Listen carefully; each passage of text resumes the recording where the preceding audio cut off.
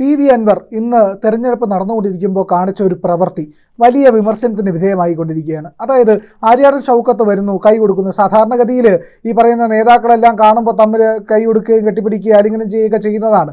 അപ്പോൾ അൻവർ ഒന്ന് ആര്യാടൻ ഷൗക്കത്തിനെ പരിഹസിച്ച് വിടുന്ന ഒരു രീതിയാണ് കാണിച്ചത്. വളരെ മോശമായി പോയില്ലേ ഇത്തരത്തിലുള്ള അൻവറിൻ്റെ ഈ പ്രവൃത്തി? പ്രിയൻ, ഈ നിലമ്പൂർ മണ്ഡലത്തിനൊരു പ്രത്യേകതയുണ്ട്. ഇവിടെ ഇപ്പോൾ നടക്കുന്ന എലക്ഷൻ വളരെ നിർണായകമായിട്ടുള്ളൊരു എലക്ഷനാണ്. നമുക്കറിയാം ഇനി 10 മാസം കൂടെ ഉള്ളൂ നിയമസഭാ തിരഞ്ഞെടുപ്പിന്.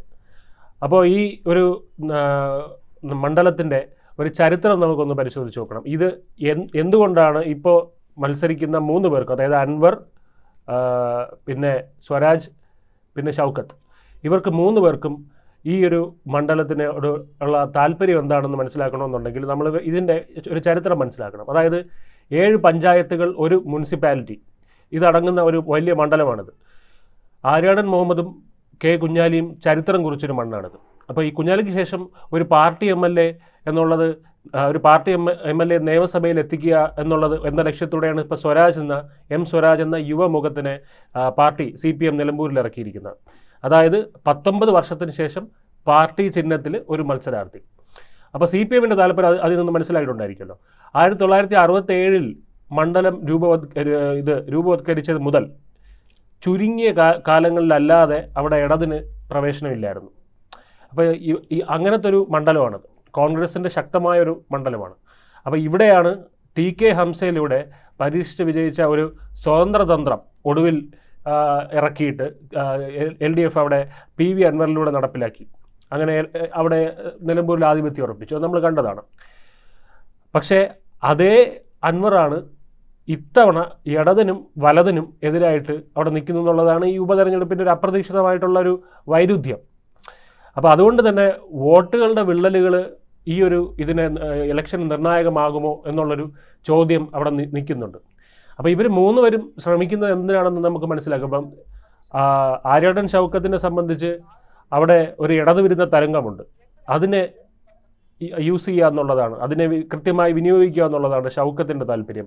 അതേസമയം അൻവർ എന്താണ് അവിടെ ശ്രമിക്കുന്നത്? അൻവർ കൃത്യമായിട്ടും തൻ്റെ സിറ്റിംഗ് MLA സീറ്റ് തിരിച്ചു പിടിക്കാനാണ് ശ്രമിക്കുന്നത്, അത് വിട്ടുകൊടുക്കാതിരിക്കാൻ.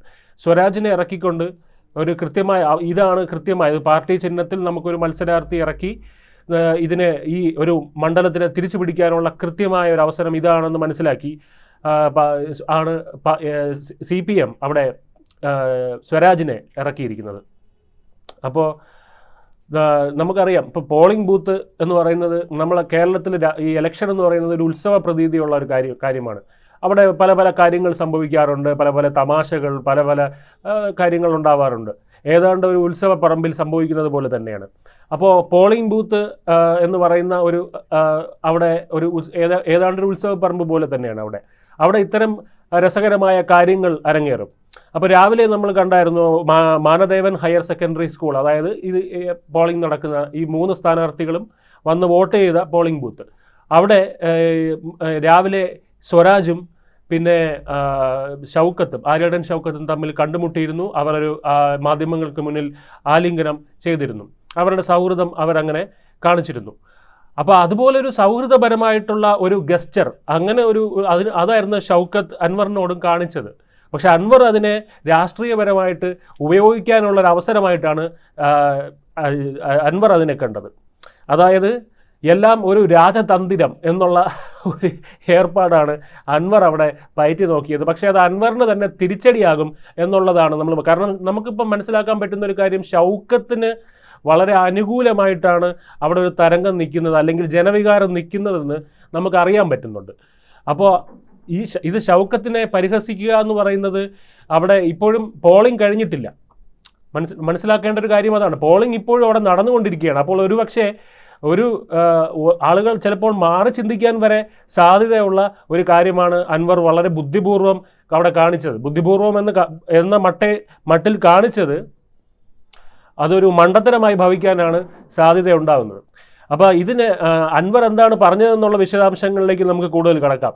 അതായത് അൻവർ പറഞ്ഞത് ആര്യാടൻ്റേത് ധൃതരാഷ്ട്ര ആലിംഗനമാണ്, ആര്യാടൻ്റെ സിനിമ സ്റ്റൈൽ എനിക്ക് പരിചയമില്ല, ഇങ്ങനെയാണ് പറഞ്ഞത്. അപ്പോൾ അത് നമുക്കറിയാം, ആര്യാടൻ ഷൗക്കത്ത് എന്ന് പറയുന്നത് ഒരു പ്രശസ്തനായ മലയാള സിനിമ നിർമ്മാതാവും എഴുത്തുകാരനും ഒക്കെയാണ്. പാഠമൊന്ന്, വിലാപം പോലുള്ള കാലിക പ്രസക്തിയുള്ള സിനിമകളൊക്കെ അദ്ദേഹം നിർമ്മാണം ചെയ്തിട്ടുണ്ട്. അതുപോലെ ദൈവനാമത്തിൽ, അത്തരം സിനിമകളൊക്കെ വളരെ കാലിക പ്രസക്തിയുള്ള കലാമൂല്യമുള്ള സിനിമകൾ അദ്ദേഹം നിർമ്മാണം ചെയ്തിട്ടുണ്ട്. അപ്പോൾ അദ്ദേഹത്തിൻ്റെ സിനിമാ ബാക്ക്ഗ്രൗണ്ട് ചൂണ്ടിക്കാട്ടി അവിടെ ഒരു ഊന്നൽ കൊടുക്കുകയാണ്. തുടർന്ന് പറയുകയാണ്, പച്ച മനുഷ്യന്മാരുടെ കൂടെ നടക്കുന്ന ആളാണ് താൻ. അതായത് ഇവരെല്ലാം ഷോമെന്നാണ് എന്നുള്ള രീതിയിലാണ്. അതായത് സ്വരാജ് ആണെങ്കിലും ഷൗക്കത്താണെങ്കിലും ഒരു ഷോമെന്നാണ്, താൻ അങ്ങനെയല്ല, പച്ച മനുഷ്യനാണ്. എന്നിട്ട് അവിടെ അതുപോലെ ഷോ ഇറക്കിയത് ഇദ്ദേഹമാണെന്നുള്ളതാണ് അതിൻ്റെ ഒരു വൈരുദ്ധ്യം.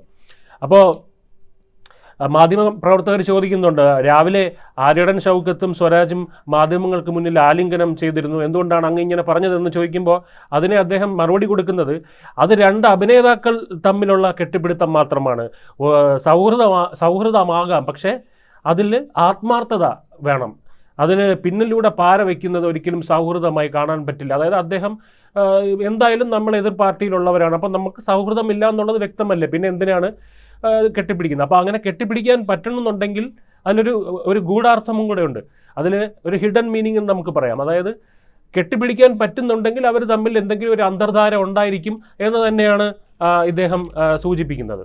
അപ്പോൾ ഇതിനെല്ലാം തുടക്കം എവിടെ നിന്നാണെന്ന് ചോദിച്ചു കഴിഞ്ഞാൽ നമുക്ക് ഗോവിന്ദൻ മാഷിൻ്റെ അടുത്തേക്ക് തന്നെ പോകേണ്ടി വരും. അദ്ദേഹം പറഞ്ഞ ഒരു വാചകമാണിത്, അതിനെ എന്താ പറയുക, ഒരു അവലാൻഷ എന്ന് പറയും. അതുപോലെ ഇങ്ങനെ ഇത്രയും വലിയ ഒരു വിവാദങ്ങൾക്ക് പുറമെ മറ്റു വിവാദങ്ങളായിട്ട് എസ്കലേറ്റ് ആയി ഇങ്ങനെ വന്നിരിക്കുന്നത്. അപ്പോൾ ഗോവിന്ദൻ മാഷ് പറഞ്ഞ RSSന്റെ പിന്തുണയെ പറ്റി, RSSനെ പിന്തുണച്ചുകൊണ്ട് പറഞ്ഞുള്ള അത് എല്ലാവർക്കും അറിയാമല്ലോ. അപ്പോൾ അതിനോട് ഷൗക്കത്തിനൊരു പ്രതികരണം ഉണ്ടായിരുന്നു. ഇതാണ് ശരിക്കും പറഞ്ഞാൽ അൻവറിനെ ചൊടിപ്പിച്ച ഒരു കാര്യം. ഷൗക്കത്ത് പ്രതികരിച്ചത് വളരെ അടച്ച് ആക്ഷേപിച്ചുകൊണ്ടായിരുന്നു. അതായത് വളരെ ഒരു കാര്യങ്ങളെ ലളിതവത്കരിച്ചുകൊണ്ടാണ് പറഞ്ഞത്. അത് ഗോവിന്ദൻ മാഷ് അറിയാതെ സത്യം പറഞ്ഞു എന്നാണ് പറഞ്ഞത്. അതായത് ഇവർ തമ്മിലുള്ള അന്തർധാര അത് അറിയാതെ ഗോവിന്ദൻ മാഷ് അങ്ങ് പറഞ്ഞു പോയതാണ്. കാരണം ശുദ്ധൻ ദുഷ്ടൻ്റെ ഫലം ചെയ്യുമല്ലോ, അതുപോലെ അറിയാതെ അങ്ങ് പറഞ്ഞു പോയതാണെന്നാണ് ഇദ്ദേഹം പറയുന്നത്. അപ്പോൾ വർഗശത്രുക്കൾ എന്നൊക്കെ RSSനെ പറയുകയും എന്നാൽ CPMൻ്റെ പ്രധാന ശത്രു കോൺഗ്രസ് ആണ് എന്നാണ് അദ്ദേഹം പറഞ്ഞത്. അതായത് കോൺഗ്രസിനെ എതിർക്കാൻ CPM എല്ലാ കാലത്തും RSSുമായിട്ട് ബന്ധമുണ്ടാക്കിയിട്ടുണ്ടെന്നും നെഹ്റുവിൻ്റെ കാലം മുതൽക്ക് തന്നെ CPMൻ്റെ അന്ധമായ കോൺഗ്രസ് വിരോധം ഉണ്ടെന്നും തെരഞ്ഞെടുപ്പുകളിൽ കേരളത്തിൽ പോലും പരസ്യമായ ബന്ധങ്ങളുണ്ടാക്കി കോൺഗ്രസിനെ തോൽപ്പിക്കാൻ ശ്രമിച്ചിട്ടുണ്ടെന്നും EMS ഉൾപ്പെടെ മുൻ നേതാക്കൾ പലരും LK അദ്വാനി അങ്ങനെയുള്ളവർ എല്ലാം വാജ്പേയി അവരുടെ കൂടെയൊക്കെ അത്താഴ വിരുന്നിനൊക്കെ പോയിട്ടുണ്ടെന്നൊക്കെ പറഞ്ഞിട്ടുണ്ട്. അപ്പോൾ BJP നേതാവ് LK അദ്വാനി പാലക്കാട് ശിവദാസ മേനോന് പ്രചാരണത്തിന് വന്നു എന്നൊക്കെ അദ്ദേഹം പറഞ്ഞിട്ടുണ്ട്. അപ്പോൾ ഇതൊക്കെയാണ് അൻവറിനെ ചൊടിപ്പിച്ചത്. കാരണം അൻവറും ഏകദേശം പറയുന്നത് ഒരു കാര്യം തന്നെയാണ്, പാർട്ടിക്കെന്നല്ല പിണറായി RSS ഒരു കോക്കസ് ഉണ്ടെന്ന് അൻവറും പറയുന്നുണ്ട്. അതിന് പക്ഷേ അത് പിണറായിക്ക് ചുറ്റുമുള്ള ചില IAS IFS IRS ഉദ്യോഗസ്ഥരും മറ്റുമാണ് അതിൻ്റെ പിന്നിലെന്നാണ് അദ്ദേഹം പറയുന്നത്. തൻ്റെ മകളെ സംരക്ഷിക്കാൻ വേണ്ടി അദ്ദേഹത്തിന് ഇത് ചെയ്തു പോകേണ്ടി വരുന്നത് എന്നുള്ള രീതിയിലാണ്, അല്ലാതെ ഇതുപോലെ പറയുന്നില്ല. അപ്പോൾ ഇവരൊക്കെ പരസ്പരം വിയോജിക്കുന്നുണ്ടെങ്കിൽ ഏകദേശം ഒരു കാര്യം തന്നെയാണ് പറയുന്നത്, ആളുകളുടെ കണ്ണിൽ പൊടിയിടുന്നതാണ്. എന്തായാലും ഇവിടെ പോളിംഗ് ബൂത്തിൻ്റെ മുമ്പിൽ അൻവർ ഇറക്കിയ ഷോ പരാജയപ്പെടും എന്നുള്ളത് തന്നെയാണ്. അൻവറിന് റിസൾട്ട് വന്നതിന് ശേഷം അങ്ങനെ ഒരു ഷോ ഇറക്കേണ്ടിയിരുന്നില്ല എന്ന് തന്നെ തോന്നും എന്ന് നമുക്ക് പ്രതീക്ഷിക്കാം. കൂടുതൽ വാർത്തകളും വിശേഷങ്ങളും നിങ്ങളിലേക്ക് എത്താൻ ABC മലയാളം സബ്സ്ക്രൈബ് ചെയ്യുക, ബെൽ ബട്ടണും അമർത്തുക.